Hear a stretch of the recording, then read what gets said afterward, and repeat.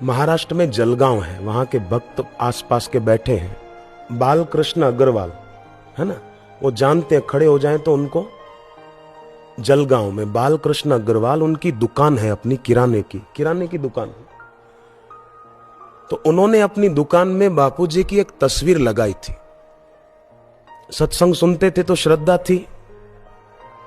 एक दिन उनकी दुकान पर एक अनजान व्यक्ति आया और दुकान पर लगी हुई गुरुदेव की तस्वीर को देखता रहा। तो उन्होंने कहा, भाई आपको कुछ चाहिए तो बोलो, आप चुपचाप खड़े क्यों हैं? तो फिर सेठ के तरफ देखे, फिर तस्वीर के तरफ देखे वो आदमी, आखिर वो चला गया। 1 घंटे के बाद उसने फोन किया कि मैं आपकी दुकान पर आया था, सेठ जी याद है? बोले हाँ आप आए थे, पर आपने कुछ लिया क्यों नहीं?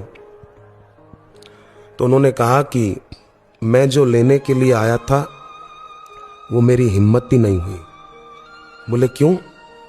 ऐसा तो क्या लेने आए थे जो आपकी हिम्मत नहीं हुई? बोले मुझे सुपारी मिली थी आपको मारने के लिए, मैं बंदूक लेकर आया था, छुपा कर आया था अंदर कि आपको गोली मार दूं और भाग जाऊं।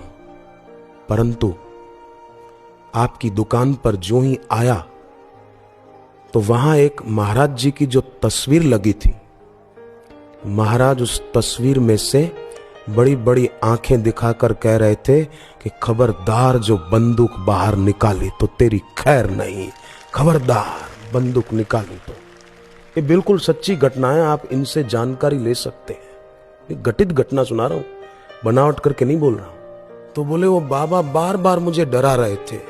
मैंने फिर सोचा कि तस्वीर पर से नजर हटाकर तुमको गोली मार दूं, भाग जाऊं, परंतु वो बाबा फिर से मेरा ध्यान अपनी ओर खींचते और बोलते खबरदार बंदूक निकाली तो। और मैं लौट आया। सेठ जी इतना बताओ कि जिनकी तस्वीर की आंखों में इतना दम है कि मैं हिम्मत नहीं कर पाया, मेरा दम निकलने लगा, तो उनमें सचमुच कितना होगा। फिर उसके बाद उस व्यक्ति ने दीक्षा ली, बालकृष्ण अग्रवाल जिनकी बात मैं आपको बता रहा हूं। अब वो वहां की समिति में सेवा करते हैं, अभी वो सज्जन है वहां पर। जो व्यक्ति सत्संग के रास्ते चलता है, श्रेय के मार्ग पर चलता है, उसका कल्याण निश्चित है। गुरु के, शास्त्र के, भगवान के बताए मार्ग पर चले तो उसका हित निश्चित है।